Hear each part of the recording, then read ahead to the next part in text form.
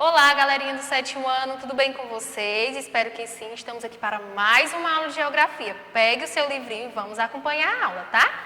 Hoje nós vamos falar sobre climas e biomas do Brasil, tá? Estrutura climática. Pegue o seu livrinho aí na página 205, e vamos falar aí sobre os tipos de climas predominantes no Brasil, tá? Então, olhem só que temos o destaque aí para o clima equatorial úmido, tropical e tropical de altitude, né? Aí a classificação desses climas, né, desses tipos climáticos aí no mapa, que tem aí na sua página 205, tá? Então, nós vivemos aí num país por onde nós temos uma gigantesca imensidão territorial, né? Que é onde existe uma diversidade muito grande de elementos naturais e sociais, não é isso? Então, na nossa página 205, né, se nós observarmos aí essa região mais ao norte do Brasil, que somos cortados, né, pela linha do Equador, observem no livrinho de vocês, que fica melhor de observar, tá? Ó, essa linha aqui mais ao norte, tá? Acima, somos cortados aí pela linha do Equador, onde essas regiões são aí de baixa latitude do nosso país, certo? Então, quanto mais nós nos afastamos, principalmente ao sul, né, aqui, quanto mais nós nos afastamos dessa linha do Equador, principalmente aí mais ao sul dessas regiões, né, aumenta essa latitude, né, e um dos elementos aí que tratamos de perceber do clima é a temperatura, certo? E me respondam, como é que se dá essa relação entre latitude e temperatura? Quanto menor for a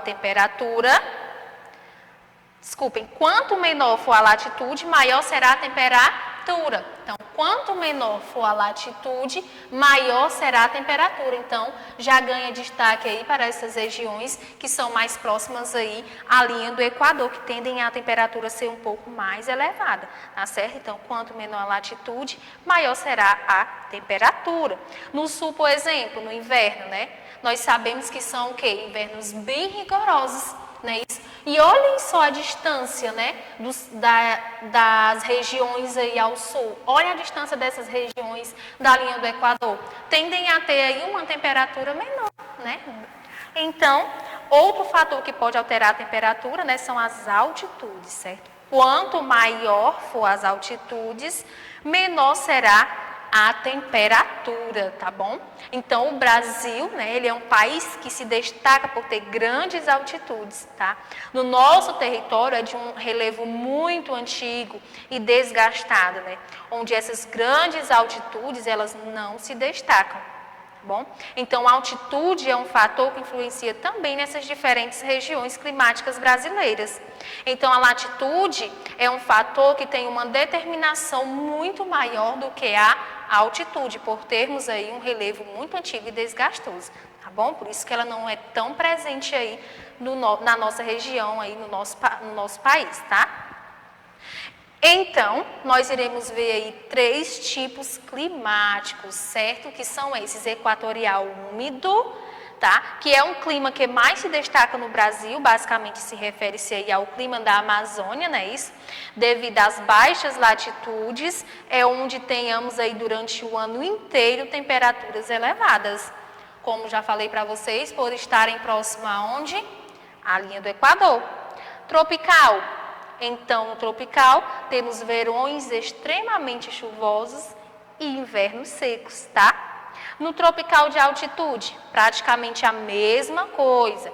Verão chuvoso, invernos secos e temos uma amplitude térmica, tá? E de forma geral, os tipos climáticos brasileiros são aí tropicais, tá certo? Por quê? Que podem aparecer assim, né? Nesse clima, né, tropical, nós encontramos invernos secos e verões úmidos, que é uma realidade que encontramos aí em muitas regiões brasileiras, justamente por ter essa presença aí, né, desses tipos de chuvas, né, no verão e um inverno bastante seco, né, isso? E vemos aí esses 3 tipos aí climáticos, tá? Relembrando, equatorial úmido é um clima que mais se destaca no Brasil e se refere-se ao clima da Amazônia. Tropical, com verões extremamente chuvoso e inverno seco. E tropical de altitude, praticamente a mesma coisa do tropical, que vem também aí com verões bastante chuvosos e invernos muito seco, tá bom? Então, guardem isso, tá? Clima tropical e clima tropical de altitude.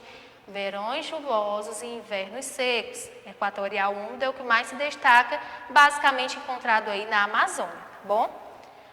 Vamos para o próximo, que temos aí mais 3 tipos climáticos, que é o tropical semiárido, litorâneo úmido e subtropical úmido, que temos aí na paginazinha de vocês 206 e 207. Vamos ver aí no que se destaca esse tropical semiárido, tá? No tropical semiárido ele aparece no Nordeste, característico aí da região nordestina, né? Isso com temperaturas médias e são aí muito elevadas o ano inteiro, por conta aí da sua proximidade com a linha do Equador, que é uma região de baixa latitude. Então, veja o que a gente falou. Baixa latitude, temperaturas altíssimas. Alta latitude, temperaturas baixas. E nós temos aí tropical semiárido, que está mais presente aí nas regiões nordestinas, pela sua proximidade aí com a linha do Equador, tá? E aí, né, são elevadas durante o ano inteiro essas temperaturas, tá bom? Uma segunda característica também muito importante que está relacionada ao semiárido, gente, é o índice de pluviosidade baixa. Chove pouco na região, tá? E qual a razão de chover pouco nessa região nordestina? Você já parou para pensar por quê? Poxa vida, né? Por que chove pouco na região nordestina? Eu tenho certeza que vocês já se perguntaram isso, né? Nós vamos ter a presença de uma gigantesca serra, gente, tá? Que é a Serra do Borborema. Alguém de vocês já ouviram falar? Pesquisem aí. Olhem aí no Google, pesquise Serra de Borborema, né? Que está aí situada nos estados de Paraíba, Pernambuco, Rio Grande do Norte e de Alagoas. Desculpem. E é o mais marcante relevo do Nordeste. Então, com isso, gente, nós temos a formação das massas de ar, que se formam aí próximo aos Açores, se formam aí essas massas de ar próximas aos Açores. E o que trata de acontecer quando há essa formação de ar? Quando ela chega e encontra esse planalto do Borborema, gente, parte dela desvia para o sul, não consegue ultrapassar. Então, desvia para o sul e é onde isso acaba gerando esse clima seco, né? Essas massas de ar não conseguem atingir a região. É onde, né, a vida do sertanejo é marcada aí por tempos difíceis, né? Por conta aí dessa seca que a gente já viu até no início do ano, né? Nós falando aí sobre esses morros e montanhas, né? Esses planaltos que impedem aí a ultrapassagem dessas massas de ar para chegarem a determinadas regiões, tá certo? Então, por isso que nós temos aí esse destaque para o tropical semiárido, tá bom? E o próximo nós temos o litorâneo úmido, que vai ter características de clima tropical.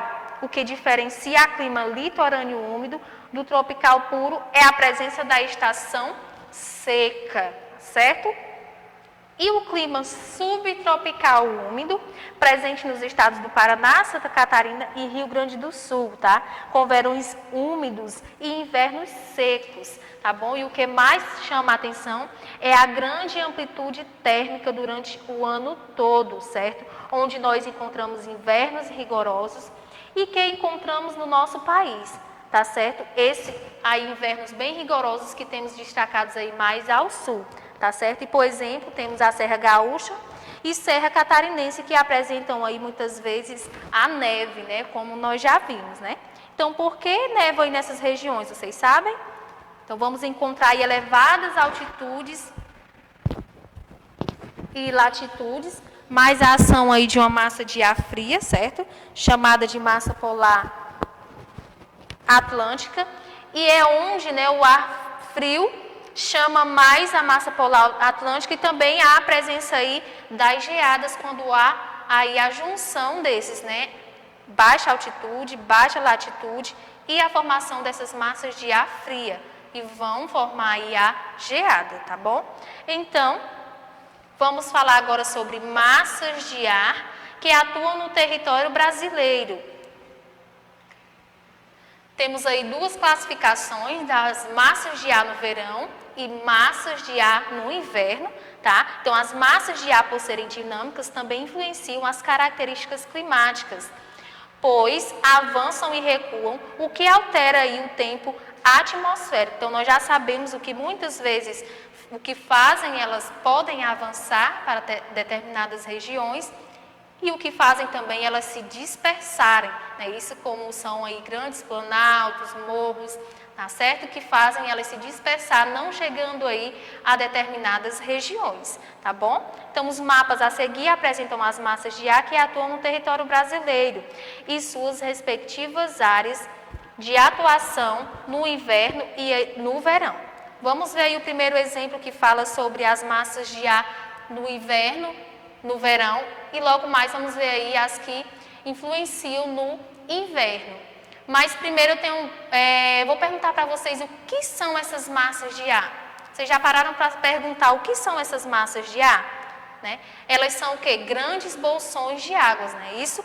Grandes quantidades de vento que se deslocam de uma região para outra. Então, quando elas se formam, elas levam consigo algumas características da região de onde ela se formou, tá certo? Então, elas podem ser secas e úmidas, dependendo de onde ocorreu aí essa formação, né? E também já se refere à temperatura, né? Que elas se caracterizam como quentes e como frias, que também já estudamos, né? Quando temos o encontro dessas massas de ar quente e fria, pode ocorrer aí a precipitação, né? De chuvas, está fazendo sol, muito calor e de repente começa a chover. Foi o encontro dessas duas massas de ar, não é isso que nós já estudamos? Uma massa de ar quente com uma massa de ar fria. Elas se unem quando se encontram e há precipitação, há aquela chuvinha logo mais que você até estranha, né? E nesse esquema aí nós temos esses dois mapas referente aí ao Brasil, que onde temos esses dois momentos diferentes, né? Que temos a incidência do primeiro que se dá ao verão, né? E a próxima incidência é que dá aí ao inverno, tá? Então vamos saber mais um pouco aí sobre essas características, tá? Então, temos aí a massa equatorial atlântica, que está aí destacada como MEA, no livro de vocês, massa equatorial atlântica. Vamos saber aí o que se passa, né? Na linha do Equador e o oceano. Então, ela se é equatorial, ela é quente, e se tem origem oceânica, ela é úmida. Tá? Então, evapora muito na região equatorial oceânica, jogando aí toda essa umidade para a região norte. Então, essa massa, ela leva aí a umidade para o território brasileiro, principalmente para o norte e nordeste no verão, e essa massa se afasta no inverno, né? Desculpem, no verão ela se afasta mais, vocês podem observar, jogando para o norte e para o nordeste, e no inverno ela se aproxima mais, tá certo? Que é a massa equatorial atlântica. Como eu expliquei para vocês, que a oceânica ela é úmida e a equatorial é quente, tá certo? E na massa equatorial continental, que está aqui mais ao norte, vamos entender o que ela faz. É uma massa de ar quente, tá? E essa massa de ar que recebe essa umidade que vem da massa equatorial atlântica, essa massa que vem quente, ela recebe essa umidade e acaba transferindo essa umidade para a parte significativa do território brasileiro. Observe para onde essa massa equatorial, ela lança essa umidade para a parte aí significativa do território brasileiro, tá certo? E temos também onde, né, no inverno nós temos um inverno seco, tá bom? Por ela lançar aí essa umidade, tá bom? Então, massa de ar tropical continental. A massa de ar tropical continental, que temos aqui um pouco mais ao sul, né? Isso, massa de ar tropical continental. É uma massa quente, por ser tropical, mas é uma massa seca. Sua principal característica é que ela traz aí uma instabilidade no tempo, tá? E na massa tropical atlântico, tropical é quente, atlântico úmido, então tropical é úmido e no inverno ela chega até o Nordeste, que também pode trazer aí uma estabilidade e umidade, né, nessa massa tropical atlântica, que temos logo aqui abaixo, tá? E temos a massa polar atlântica, que não aparece aí no verão, nós temos a presença dela mais ali no inverno, né? Isso vamos saber o que ela faz, né? Sua incidência aparece somente no inverno, né? Próximas aí, que ficam próximas aos polos, caracterizada pelas baixas temperaturas, ela vai gerar esses fenômenos aí de geada e neve, né, no sul do país, e ela se estende aí até a Amazônia, tá bom? E logo mais, nós temos aqui as características das massas de ar que atuam no Brasil, né, que estão no quadro aí a seguir. Temos as massas de ar, os tipos, características, área de atuação e origem. A equatorial atlântica, tipo quente e úmida. Característica, provoca instabilidade, que é a chuva. Área de atuação, litoral nordestino, principalmente na primavera e no verão. E sua origem, áreas de baixa pressão no Atlântico Sul. Massa de ar equatorial continental, quente e úmida, provoca instabilidade, que é a chuva, em todo o país, principalmente no verão. Origem na bacia amazônica.